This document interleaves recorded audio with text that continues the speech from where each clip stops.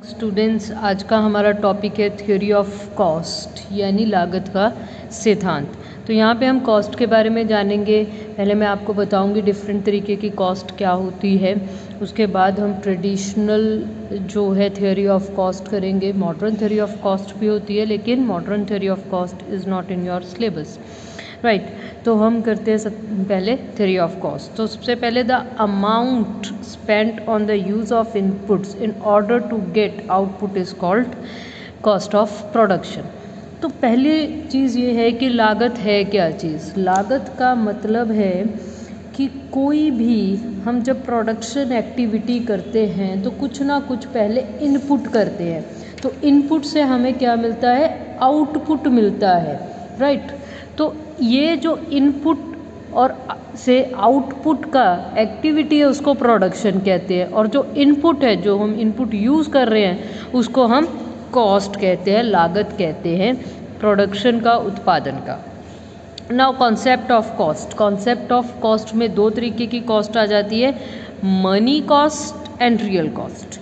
Money cost क्या है, जैसे कि हम रेंट दे रहे हैं, वेजेस दे रहे हैं, ठीक है, और लैंड लेबर कैपिटल एंटरप्रेन्योर जैसे कोई इंटरेस्ट है, प्रॉफिट है, इवन नॉर्मल प्रॉफिट्स जिसे हम कह सकते हैं। तो ये सारे किस में आ जाते हैं, मनी कॉस्ट में, जिसका हम डायरेक्टली कुछ पेमेंट कर रहे हैं, राइट। तो ये क्या आ गया, money cost. Then real cost. Real cost जो पेन डिस्कम्फर्ट हमें मिल रहा है। अब सपोज़ हमने अपना बिजनेस ओपन अप किया है, तो मुझे उस बिज़नेस को चलाने के लिए 8-10 घंटे काम करना पड़ रहा है, 8-10 घंटे जो है पेन लेना पड़ रहा है, डिस्कम्फर्ट हो रहा है, तो वो रियल कॉस्ट है।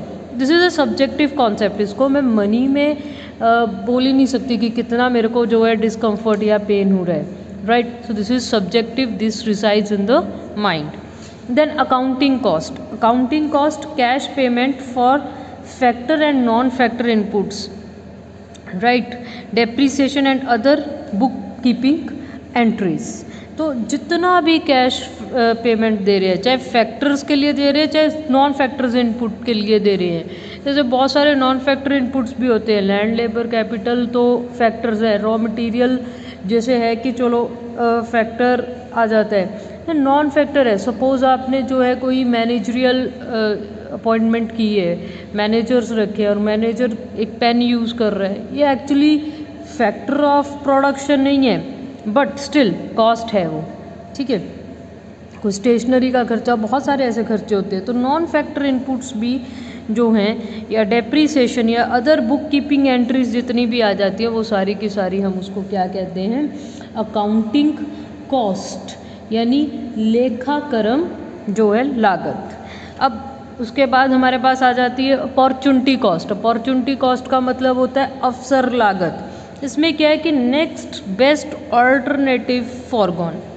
तो इसको मैं थोड़ा सा आपको एग्जाम्पल दे के समझाती हूँ कि सपोज़ एक खेत है, एक फील्ड है, उसमें हम दो तरीके की खेती कर सकते हैं, ग्राम एंड वीट, यानी कि चने की खेती या फिर गेहूं की खेती। तो अब अगर मुझे चने की खेती करनी है उस प्लॉट पे, उस लैंड पे, तो मुझे वीट फॉरगॉन करना पड़ेगा, वीट को सेक्रीफाइस करना पड़ेगा, राइट। या ग्राम को अगर मैंने उगाना है तो वीट को सेक्रीफाइस करना पड़ेगा, वीट को उगाना है तो ग्राम को सेक्रीफाइस करना पड़ेगा। यानी दोनों में से एक की मैं बिजाई कर सकती हूँ, एक को मैं कर सकती हूँ, उगा सकती हूँ। सपोज़ अगर मुझे दोनों को उगाना है तो भी मुझे क्वांटिटी डिसाइड करनी पड़ेगी कि कितनी लैंड पे मुझे वीट उगाना है, कितनी लैंड पे मुझे ग्राम उगाना है। तो ये दोनों के लिए मेरे पास क्या हो गई, एक बेस्ट ऑल्टरनेटिव फॉरगॉन हो गया, नेक्स्ट बेस्ट ऑल्टरनेट फॉरगॉन हो गया। ये अपॉर्चुनिटी कॉस्ट या अवसर लागत हो गया कि एक के बदले में दोनों में से मुझे एक ही चूज़ करना पड़ेगा, मैं दोनों के साथ काम नहीं कर सकती। अब इसको हम थोड़ा सा देख लेते हैं with the help of diagram as well, right. तो डायग्राम के थ्रू देखेंगे। एक्स एक्सिस पे मेरे पास कोई भी एक्स कमोडिटी है, वाई एक्सिस पे वाई कमोडिटी। तो ए एंड बी ये जो है downward sloping from left to right. अब यहाँ पे देखो, अगर ओ ए मेरे को वाई उगाना है तो एक्स को कांटा मारना पड़ेगा, एक्स इज 0 अगर ओ ए मेरे को वाई उगाना है, ठीक है। अब ओ एक्स अगर मुझे उगाना है तो ओ बी तक मैं उगा सकती हूँ और उस केस में वाई 0 हो जाएगा, ठीक है। सपोज़ मैं किसी बीच की टर्म में आती हूँ, तो सपोज़ मैंने ओ जी को वाई कमोडिटी लिया, तो एक्स अब मैं कितना ले सकती हूँ, सिर्फ ओ एफ, करेक्ट। एक्स में कितना ले सकती हूँ, O F if I want O G Y, ठीक है। अगर मुझे लगा कि एक्स कमोडिटी को मुझे बढ़ाना है, मैंने एफ से के तक बढ़ा लिया, तो यहाँ से मेरे को जी से एच तक कम करना पड़ेगा। अगर एक चीज़ को बढ़ाना है दूसरे को कम करना पड़ेगा। तो दिस इज़ द थिंग कि अपॉर्चुनिटी कॉस्ट या अवसर लागत क्या है कि अगर एक की ज़्यादा करना है तो दूसरे को थोड़ा कम करना पड़ेगा, राइट। सो अपॉर्चुनिटी कॉस्ट कहीं कहीं पे हम क्या रेफ़र करते हैं, ट्रांसफ़र अर्निंग के रूप में भी रेफरेंस देते हैं, ठीक है। अब ट्रांसफ़र अर्निंग क्या होती है, transfer earning the amount of money which any particular unit could earn in its best paid alternate use is called its transfer earning. तो ये चीज़ मैं आपको एक एग्जाम्पल दे के समझाती हूँ। सपोज़ एक पीएन है और वो बैंक में भी काम कर सकता है, कॉलेज में भी काम कर सकता है, और वो 5,000 रुपये में काम कर रहा है, तो 5,000 रुपया उसकी ट्रांसफ़र अर्निंग है। इसको हिंदी में हस्तांतरण भी कहते हैं, हस्तांतरण, ठीक है। तो अब ट्रांसफ़र अर्निंग में क्या है उसका कि 5,000 रुपया उसका मिनिमम है। अगर तो 5,000 से उसको ज़्यादा मिलेगा तो वो कहीं और चला जाएगा, नहीं तो वो नहीं जाएगा। सो 5,000 इज़ अ ट्रांसफ़र अर्निंग। तो अपॉर्चुनिटी कॉस्ट एक तरीके से ट्रांसफ़र अर्निंग भी है। अगर हम वेजेस पेमेंट के तरीके से देखें, that is money which any particular unit could earn in its best paid alternate use, ठीक है, कि अगर ऑल्टरनेट यूज़ के बदले में बेस्ट जो वो कमाई कर सकता है उसको हम ट्रांसफ़र अर्निंग भी कहते हैं। अब देख लेते हैं इम्प्लिसिट कॉस्ट क्या है और एक्सप्लिसिट कॉस्ट क्या होता है। तो ये भी हमारे पास बहुत इम्पॉर्टेंट है। इम्प्लिसिट होता है हमारे पास और एक्सप्लिसिट। एक्सप्लिसिट इज़ स्पष्ट, ठीक है। इम्प्लिसिट इज़ दैट इज़ निहित लागत। अब इसमें मैंने 2 वर्ड्स लिखे हैं, ऑन रिसोर्सेज, आउटसोर्स रिसोर्सेज। सबसे पहले मैं एक्सप्लिसिट को समझाना चाहूँगी। एक्सप्लिसिट कॉस्ट होती है जो कि जैसे लैंड लेबर कैपिटल है, लैंड मैंने हायर की, रेंट दे दिया, लेबर हायर की, वेजेस दे दिया, एक्सप्लिसिट मुझे दिख रही है, ठीक है। इम्प्लिसिट कॉस्ट होती है कि जैसे मैं काम कर रही हूँ अपने बिजनेस में, अब मेरा किया हुआ काम नहीं दिख रहा है, मेरा अपना लेबर नहीं दिख रहा है, मैं अपने बिजनेस में काम कर रही हूँ तो अपने आप को वेजेस पे नहीं कर रही हूँ, तो वो क्या हो गया, इम्प्लिसिट कॉस्ट। जो अपने ही रिसोर्सेज, अपनी ही चीज़ों के लिए पेमेंट होती है, उसकी भी कॉस्ट उसकी भी होती है, लेकिन हम पे नहीं कर रहे होते, that is implicit cost. Economic cost, तो आर्थिक लागत क्या है हमारे पास, that is both accounting and opportunity cost of self owned and self employed resources. Accounting में क्या आ जाता है, एक्सप्लिसिट कॉस्ट, और इकोनॉमिक कॉस्ट में दोनों इम्प्लिसिट भी और एक्सप्लिसिट भी, ठीक है। अकाउंटिंग कॉस्ट क्या है, अकाउंट्स में आप वही चीज़ दिखा सकते हो जो आप पे कर रहे हो, चाहे वो फैक्टर है चाहे वो नॉन फैक्टर इनपुट्स है, राइट। लेकिन जो इम्प्लिसिट कॉस्ट है वो दिखती नहीं है, तो जो दिखती नहीं है वो अकाउंट्स में नहीं होती है, जो अकाउंट्स में नहीं है बट एक्चुअली में है, इकोनॉमिक कॉस्ट में वो भी इंक्लूड करेगी, राइट। नाउ देख लेते हैं सोशल कॉस्ट यानी सामाजिक लागत। Cost incurred by the whole society for producing a commodity, negative externalities और external cost and private cost. Suppose कोई भी एक इंडस्ट्री है, वो चलती है तो धुआं निकलता है, धुआं निकलने से क्या होता है, पॉल्यूशन होता है, पॉल्यूशन से लोगों को हेल्थ की प्रॉब्लम होती है, दैट इज़ सोशल कॉस्ट। ये समाज पे कॉस्ट है, होल सोसाइटी पे कॉस्ट है, जो कि एक फर्म के चलने से होती है। अब सोशल कॉस्ट में दोनों कॉस्ट इंक्लूड होती है, नेगेटिव एक्सटर्नलिटीज़ यानी एक्सटर्नल कॉस्ट जो कि सोसाइटी समाज बियर कर रहे हैं, प्राइवेट कॉस्ट जो कि एक फर्म बियर कर रही है, राइट। प्राइवेट कॉस्ट क्या होती है? फर्म इंक्लूड जो है एक्सप्लिसिट एंड इम्प्लिसिट कॉस्ट। तो प्राइवेट कॉस्ट जो सारी की सारी एक फर्म जो है को पड़ रही है जो cost, that is private cost, इसमें एक्सप्लिसिट कॉस्ट भी होगी और इम्प्लिसिट कॉस्ट भी होगी। एक्सप्लिसिट कॉस्ट वही स्पष्ट जो हमारे पास है, जो भी हमने हायर किया है, जो भी बाय किया है, जो भी इनपुट को हम खर्चा दे रहे हैं, वो सारा का सारा एक्सप्लिसिट। इम्प्लिसिट अपनी मेहनत है, अपनी बिल्डिंग है, अपना पैसा है, जो भी हम अपनी चीज़ें लगा रहे हैं, अगर हम बाहर जाके करते हैं उसकी जो कॉस्ट हमें मिलती है, उसका जो हमें प्राइस मिलता है वो हम नहीं ले रहे हैं, तो उसको हम इम्प्लिसिट कॉस्ट कहते हैं। Then cost function. Cost function में क्या है कि दो तरीके के पीरियड होते हैं, short period and long period. Short period में हमारे पास फिक्स्ड एंड वेरिएबल दोनों होंगी कॉस्ट, ठीक है। और लॉन्ग पीरियड में all are variable cost, long period में सभी जो है वेरिएबल होंगे। तो क्योंकि शॉर्ट पीरियड में क्या है, फिक्स्ड और वेरिएबल कॉस्ट में क्या डिफरेंस है, पहले ये समझ लेते हैं। फिक्स्ड कॉस्ट में क्या है, जैसे प्लांट है, बड़ी मशीनरी है, ये सारा का सारा फिक्स्ड कॉस्ट है। वेरिएबल कॉस्ट में क्या है हमारे पास, जैसे लेबर है, टेम्पररी लेबर, राइट, तो ये क्या वेरिएबल कॉस्ट। अब प्लांट मशीनरी को शॉर्ट टर्म में हम नहीं चेंज कर सकते, ना तो लिक्विडेट कर सकते हैं ना चेंज कर सकते हैं, लेकिन लेबर को चेंज कर सकते हैं। लॉन्ग पीरियड में सभी वेरिएबल हैं, हम प्लांट भी चेंज कर सकते हैं, हम मशीनरी भी नहीं इंस्टॉल कर सकते हैं, हम लेबर भी हायर कर सकते हैं। So all inputs are variable in the long term and in the short term. दो तरीके के होते हैं हमारे पास, फिक्स्ड एंड वेरिएबल। अब थियरीज ऑफ कॉस्ट में देखते हैं। थियरीज ऑफ कॉस्ट में हमारे पास दो तरीके की थियरीज हैं, ट्रेडिशनल एंड मॉडर्न। तो वैसे तो दोनों ही हैं, लेकिन हमने करनी है ट्रेडिशनल क्योंकि हमारे सिलेबस में ही यही है। ट्रेडिशनल थियरी में हम देखते हैं कॉस्ट इन शॉर्ट पीरियड। तो शॉर्ट पीरियड में मेनली हमारे पास तीन तरीके की बात होती है, ठीक है। TC, TC is what, total cost. AC, AC क्या है हमारे पास, एवरेज कॉस्ट। एमसी, एमसी हमारे पास क्या है, मार्जिनल कॉस्ट। अब एक एक करके इन तीनों को हम देखते हैं।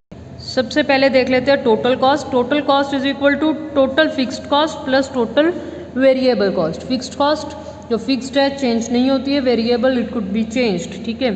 तो टोटल फिक्स्ड कॉस्ट हमारे पास क्या आ जाता है, unit of fixed cost into price. तो ये तो वैसे भी ऐसे ही होता है, total cost unit of price into Q, यानी प्राइस और जितने भी यूनिट्स हमने लगाए हैं, ठीक है।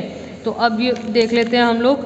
तो पहले मेरे पास यूनिट्स ऑफ जो है फिक्स्ड आ जाता है एंड फिक्स्ड कॉस्ट, यहाँ पे टोटल फिक्स्ड कॉस्ट है 0 1 2 3 4 5 6 7 8, जो मर्जी लीजिए। ये टोटल फिक्स्ड कॉस्ट जितनी है उतनी ही रहेगी, 10 10 10 10 10, इट वुड बी ओनली 10। ये नहीं बढ़ेगी, ना बढ़ेगी ना कम होगी, ये जितनी है उतनी ही रहेगी इन the short period. Long period का नहीं हम बात कह सकते, शॉर्ट पीरियड में ऐसा होगा, ठीक है। सो हम पहले शॉर्ट पीरियड देख रहे हैं, लॉन्ग पीरियड नहीं देख रहे। तो अब इसका अगर हमने डायग्राम बनाना है तो कैसा बनाना है, ठीक है। यूनिट्स ऑफ फैक्टर ले लेंगे, यहाँ पे फैक्टर फिक्स्ड फैक्टर है यहाँ पे, ठीक है जी। और यहाँ पे आ जाएगा टोटल फिक्स्ड कॉस्ट। तो यहाँ पे 1 2 3 4 5 6 7 8, तो ये है हमारे पास सपोज कीजिए 10। So this is a parallel to X axis. चाहे मेरे पास 1 यूनिट है चाहे मेरे पास 0 है। कमाल की बात ये भी है कि अगर मैं प्रोडक्शन ना भी करूँ तो भी फिक्स्ड कॉस्ट को मेरे को बियर करना ही पड़ेगा, राइट। चाहे मैं 8 यूनिट्स बना रही हूँ, चाहे मैं 0 बना रही हूँ, चाहे मैं 1 बना रही हूँ, टोटल फिक्स्ड कॉस्ट जितनी है उतनी ही रहेगी। That is why this is parallel to X axis, right. अब देख लेते हैं टोटल वेरिएबल कॉस्ट। तो पहले मैं आपको थोड़ा सा जो है टेबल में से बताती हूँ। टोटल वेरिएबल कॉस्ट क्या है, जो कॉस्ट वेरी कर सकती है शॉर्ट पीरियड में उसको टोटल वेरिएबल कॉस्ट कहते हैं। जैसे आउटपुट है 0 to 8, टोटल वेरिएबल कॉस्ट में देखिए अगर आउटपुट 0 है तो वेरिएबल कॉस्ट 0 है, लेकिन TFC टोटल फिक्स्ड कॉस्ट 0 नहीं होएगी, इट इज़ 10। ये जितनी है उतनी ही रहेगी। टोटल कॉस्ट दोनों को मिला के प्लस करके आ जाती है, 0 + 10 = 10। अब यहाँ पे देखिए टोटल वेरिएबल कॉस्ट 0 10, 18, 24, 28, 32, 38, 46, 62 यानी लगातार हमारे पास बढ़ रही है। जैसे जैसे हमारे पास आउटपुट बढ़ रहा है वैसे वैसे टोटल वेरिएबल कॉस्ट बढ़ रही है। But this is not the case of that total fixed cost. Total fixed cost का ये केस नहीं। So total fixed cost is fix. TC जो है हमारे पास दोनों प्लस करके 0 + 10, 10 + 10, 18 + 10, 24 + 10, 28 + 10, 38, ठीक है। सिमिलरली 46 + 10, 62 + 10, तो इनको प्लस करके। तो इसको डायग्राम के थ्रू देख लेते हैं। एक्स एक्सिस पे यूनिट्स ऑफ आउटपुट, शायद हम जो है टीएफसी के वक्त यहाँ पे फिक्स्ड कॉस्ट लिख गए थे, ये आउटपुट है, फिक्स्ड कॉस्ट नहीं है। एक्स एक्सिस पे आउटपुट है, राइट। तो करेक्शन कर लेना, वहाँ पे यूनिट्स ऑफ आउटपुट है, ठीक है। तो यहाँ पे आ जाता है TVC, total variable cost. Cost हमने यहाँ ली है, आउटपुट एक्स एक्सिस पे ज़्यादातर हम आउटपुट ही लेते हैं और वाई एक्सिस पे टीवीसी। अगर गलती हो गई हो तो प्लीज़ इसको करेक्ट कर लेना, ठीक है। तो अब यहाँ पे कैसा बनेगा, inverted, this is TVC, inverted curve बनेगी, इन्वर्टेड एस हम इसको कहते हैं, ठीक है। तो ये 0 0 से स्टार्ट हुआ है और जो है बढ़ता चला जा रहा है हमारे पास, that is total variable cost, ठीक है जी। सिमिलरली हम लोग देख लेते हैं टीसी हमारे पास क्या है, TVC plus TFC, total variable cost plus total fixed cost. तो अब यहाँ पे फिक्स्ड कॉस्ट कितनी है, 10। यहाँ पे यूनिट्स ऑफ आउटपुट आ जाएगा मेरे पास। तो ये मेरे पास क्या बन गया, टीसी बन गया, टीवीसी भी बन जाएगा, टीएफसी भी बन जाएगा। तीनों कर्व्स हम बनाएंगे। तो ये एक्चुअली में कॉस्ट है, ठीक है जी। तो सबसे पहले मैं देख लेते हैं कि हमारे पास ये बन गया fixed cost, total fixed cost, ठीक है जी। अब मेरे पास टोटल वेरिएबल कॉस्ट, ये मेरे पास टोटल वेरिएबल कॉस्ट। अब this is fixed cost, total cost, fixed cost is equal to total fixed cost plus total variable cost. ये दोनों कॉस्ट को मिला के मेरे पास क्या है, टोटल कॉस्ट। अब ये इसमें कितना अंतर है, फिक्स्ड कॉस्ट के जितना अंतर है, 10 के जितना अंतर है। टोटल वेरिएबल कॉस्ट और टोटल कॉस्ट में कितना अंतर होता है इनमें, that is total fixed cost के जितना अंतर है, राइट।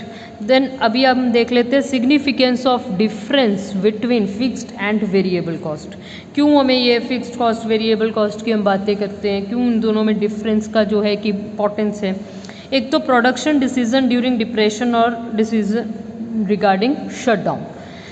तो होता ये है कि फिक्स्ड कॉस्ट पढ़नी ही पढ़नी है, शॉर्ट पीरियड में फिक्स्ड कॉस्ट पढ़नी ही पढ़नी है, चाहे प्रोडक्शन कीजिए चाहे ना कीजिए। आप देख सकते हैं चाहे 0 है प्रोडक्शन, आउटपुट 0 है, लेकिन फिर भी फिक्स्ड कॉस्ट 10 है। अब क्या होगा, अब सपोज शॉर्ट पीरियड में मंदी आ गई, यानी कि डिप्रेशन आ गया, प्राइजेस कम होने स्टार्ट हो गए।